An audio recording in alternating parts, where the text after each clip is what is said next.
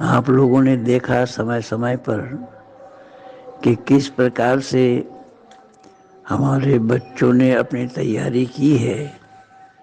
उसी श्रृंखला में एक हिंदू को समझाते हुए, जो कि मुसलमान बनने जा रहा था, बनने जा नहीं रहा था बल्कि बन गया था, उसको किस तरीके से वापस लाए, कैसा कैसा तर्क दिया गया, कुरान के संदर्भ में किस प्रकार के सवाल आ सकते हैं, ऐसी सभी बातों को हमारे संदीपन रॉय जी ने उजागर किया है। ये वीडियो आप लोगों को अच्छी लगे तो शेयर कीजिए, सब्सक्राइब कीजिए, लाइक कीजिए, आइकन बेल दबाना न भूलना, और जितना हो सके हमारे बच्चों को प्रोत्साहित करिए कि ये ऐसे होनहार मैंने तैयार किया है। काम तो कर रहे हैं सभी लोग, और ये भी तो मैं बोला ना कि 2 दिन का सत्र लगा करके भी लोग ट्रेनिंग दे रहे हैं, लेकिन ये जो मेरी ट्रेनिंग दी हुई है, ऐसा कोई तैयार ना किया है कभी, और ना कभी करना किसी के लिए संभव है। हाँ, तैयार किए थे वो पहले, जब लाहौर में उपदेशक विद्यालय आर्य समाजियों ने बनाया था, उस उपदेशक विद्यालय में तैयार किए गए थे ऐसे ही विद्यार्थियों को। और जिन विद्यार्थियों में मेरे गुरुजी अमर स्वामी जी भी उसी विद्यालय के प्रोडक्ट थे, पंडित शांति प्रकाश जी भी उसी विद्यालय के प्रोडक्ट थे, स्वामी दीक्षानंद जी भी उस विद्यालय के प्रोडक्ट थे, और भी बहुत सारे थे जिन लोगों के साथ मैं रहा हूँ, जिन लोगों के साथ मैं प्रचार कार्य किया हूँ। ऐसे बहुत विद्वान थे, लेकिन इस समय मैदान खाली है। उसी परंपरा को, उसी सिलसिला को मैं उजागर कर रखा हूँ, और एक दो नहीं, ऐसे अनेकों शिष्य मैंने तैयार किया, संपूर्ण भारत भर में ही नहीं अपितु इसमें विदेशों में भी बहुत सारे, इंग्लैंड में और अमेरिका में भी है, जो हमें फॉलो करते हैं और हमारे वीडियो को सुन सुन करके सीखा है, देखा है और जाना भी है, और उस पे अमल भी किया है, लोगों को बता भी रहे हैं। तो ये सारा कार्य मेरा किया हुआ है। ये तो उसने कहा, इसकी दलील कहाँ है? ये वो बोले, वो अपने मन से उसको जो बोलना है वो बोले, इस बात की दलील कहाँ है? और उसके उसके तो उसके इसी बात को मैं लेकर के चलता हूं कि कुरान में कोई मिलावट नहीं कर सकता। तो कुरान में जब कोई मिलावट नहीं कर सकता, तो जो सूरा पहले, सबसे पहला सूरा नाजिल हुआ था, सूरा अलक, सूरा अलक पहले नाजिल हुआ था, उसको बाद में शिफ्ट किया गया। जब इसका ऑर्डर ही गलत है, तो फिर आप इसमें कैसे नहीं कह सकते कि मिलावट नहीं हुआ? मिलावट तो उसी का नाम है कि तरतीब ही उसकी बदल गई। उसका अगर ऑर्डर ही बदल गया, पेज का ऑर्डर ही बदल गया, तो उसमें कारसाजी हुई है, इसका मतलब। इस आप ध्यान से समझिए, अगर वेद का पहला अध्याय या वेद का जो पहला मंडल है, वो वेद का पहला मंडल अगर मैं 5वें मंडल में लगा दूं और 5वां मंडल पहले मंडल में लगा दूं, तो इससे यह साबित हुआ कि इसमें कारसाजी हुई है, इसमें फॉर्जरी हुई है, इसमें मिलावट हुई है। मिलावट का मतलब यह तो नहीं कि शब्द जोड़ो या शब्द निकाल दो। मिलावट का मतलब यह भी है कि एक जगह से एक चीज उठा करके दूसरे जगह लगाना। जैसे उदाहरण के तौर पर, मैं खाना खाकर घर में गया और मैं घर में जाकर खाना खाया, दोनों में फर्क है। तो उसी प्रकार से अगर ऑर्डर भी बदल जाए, तो एक सेंटेंस का किस प्रकार से अर्थ का अनर्थ हो जाता है। मैं खाना खाकर घर गया, इसको पलट दीजिए, मैं घर जाकर के खाना खाया, मिलावट हो गई ना सेंटेंस में। अगरचे मैं तरतीब बदल दिया हूं, मैंने इसका ऑर्डर बदल दिया है, पहले खाना खाया फिर घर गया, इसी का ऑर्डर मैं बदल देता हूं, मैं घर गया खाना खाया, फर्क आ जाएगा। उसी प्रकार से कुरान का जो पहला सूरा है, सूरा अलक, इक़रा बिइस्मि रब्बिकल लज़ी खलक, खलकल इंसान मिन अलक, इक़रा व रब्बुकल अकरमुल लज़ी अल्लम बिल कलम, वअल्लमल इंसान मा लम यअलम। रब तबारक व तआला ने यह पहला सूरा नाजिल किया था, सूरा अलक। सूरा अलक आज के कुरान में पहला सूरा नहीं है, सूरा फातिहा पहला सूरा है, जो कि रेगुलेशन ऑर्डर ऑफ कुरान में सूरा फातिहा 5वां नंबर का सूरा है।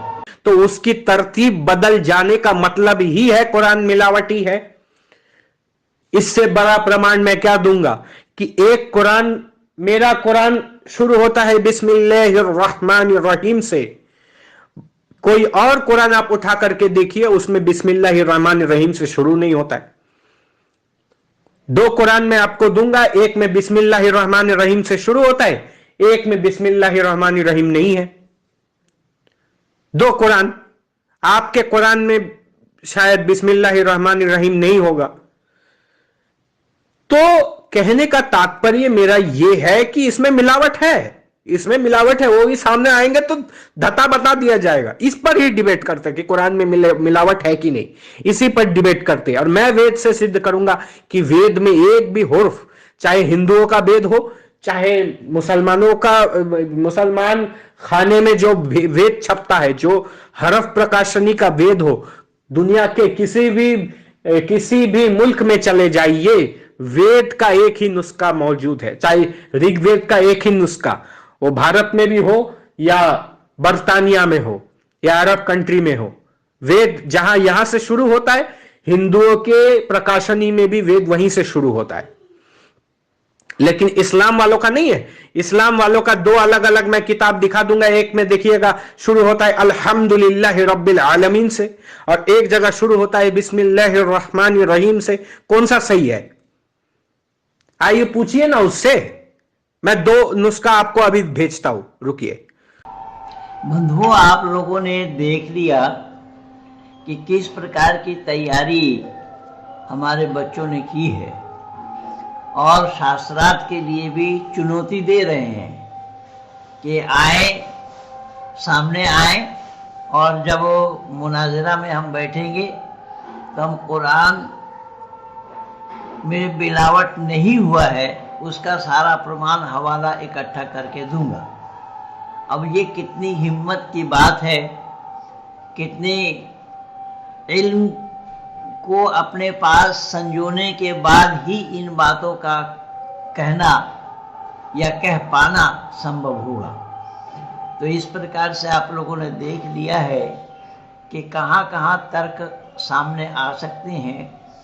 ये उन मुसलमान बन गए बच्चों को, जो कि बरेलवी वालों ने उसे मुसलमान बना लिया था, और वो कुरान से मुतासिर होकर, कुरान से प्रभावित होकर के इस्लाम स्वीकार किया था। ऐसे बच्चों को घर लाने में, ऐसे बच्चे को कुरान के संदर्भ में बताकर उसके दिमाग में जो बातें भरी गई थी उसको हटाने में, और इस्लाम के लोग भी इससे प्रभावित हुए हैं। जिन्होंने उस बच्चे को मुसलमान बनाया था वो स्वयं ही निरुत्तर हो करके वो भी इस पर चिंतन कर रहे हैं, और ये बतला रहे हैं कि हम इस पर विचार करेंगे और सच्चाई को स्वीकार करेंगे। क्योंकि उससे प्रॉमिस करवा लिया गया था कि अगर मैं ये सब कुरान से हवाला दे दूं, प्रमाण दे दूं, तो क्या आप इस्लाम को त्याग देंगे?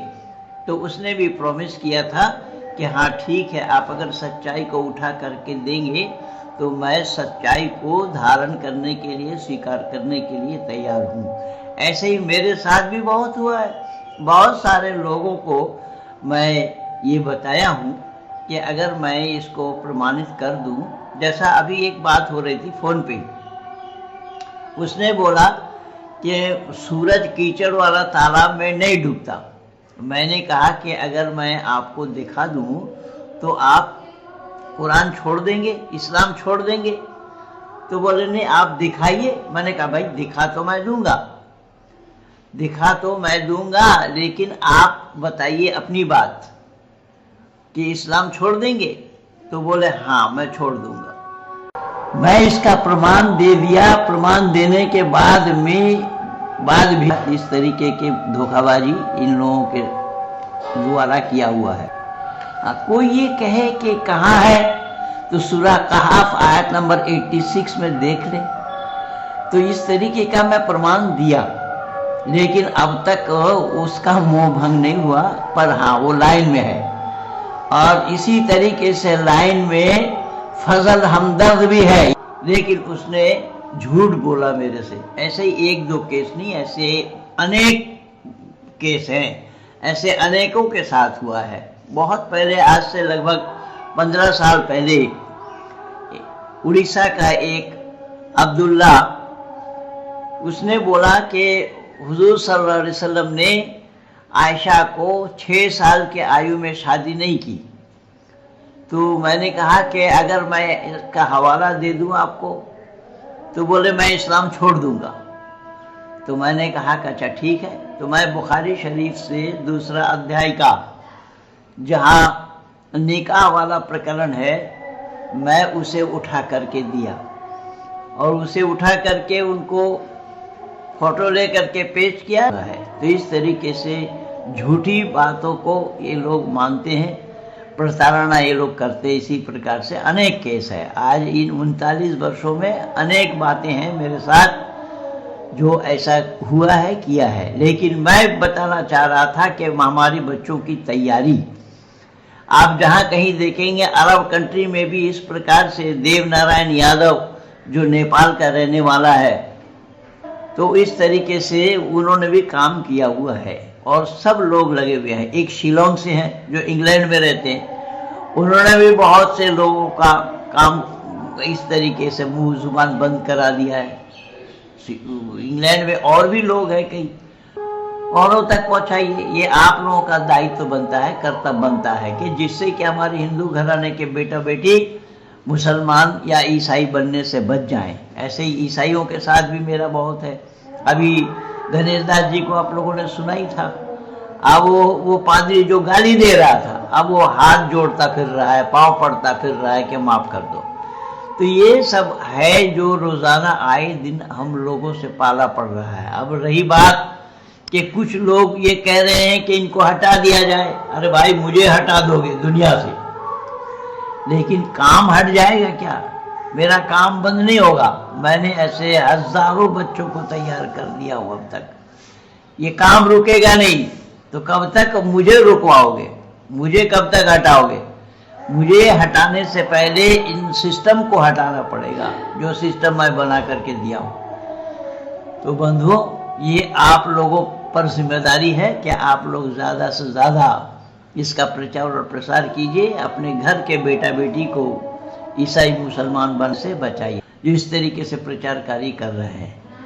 तो आप लोग ज़्यादा से ज़्यादा इस वीडियो को सुनिए, आप लोग इसको ज़्यादा से ज़्यादा देखिए, सुनिए, औरों तक पहुंचाइए। धन्यवाद के साथ मैं इंद्रपाल आर्य।